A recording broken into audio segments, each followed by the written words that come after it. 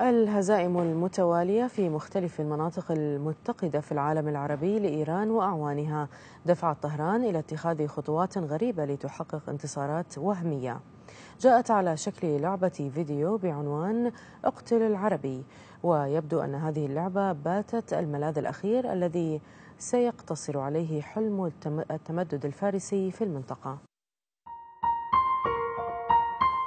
زعزعة استقرار العرب. يبدو أن هذا الطموح الإيراني أخذ يهتز في المنطقة، حتى وإن توصلت لاتفاق نووي مع من تسميه الشيطان الأكبر.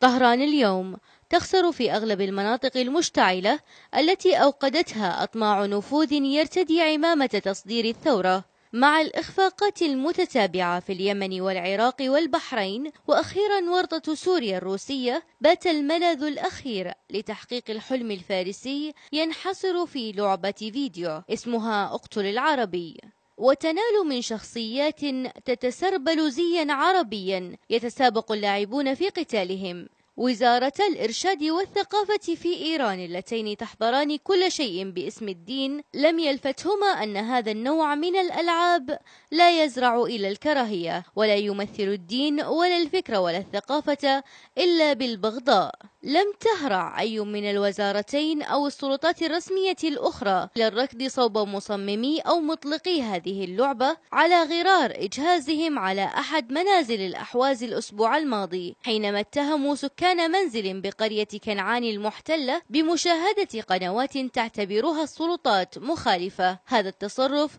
لا يستغرب من قبل النظام الإيراني المتباين، فقد سبق لأغنية راب إيرانية حرضت بشكل مباشر على قتل العرب إن ذاع صيتها، ولم يحرك الأمر ساكنا، ولم يعتبر هذه المرة مخالفا للدين ولا أدنى معايير أخلاق البشر. هناك اقتراح إنساني، فلتجمع إيران كل المرتزقة الذين يحاربون بالوكالة لحسابها في سوريا واليمن، وقاسم سليماني وحاشيته الذين يتجولون في سياحة حربية بالعراق وينخرطون في قتل العرب أمام الشاشة ليحققوا انتصار الوهم ولو بلعبة فيديو، ليتركوا العرب وشأنهم.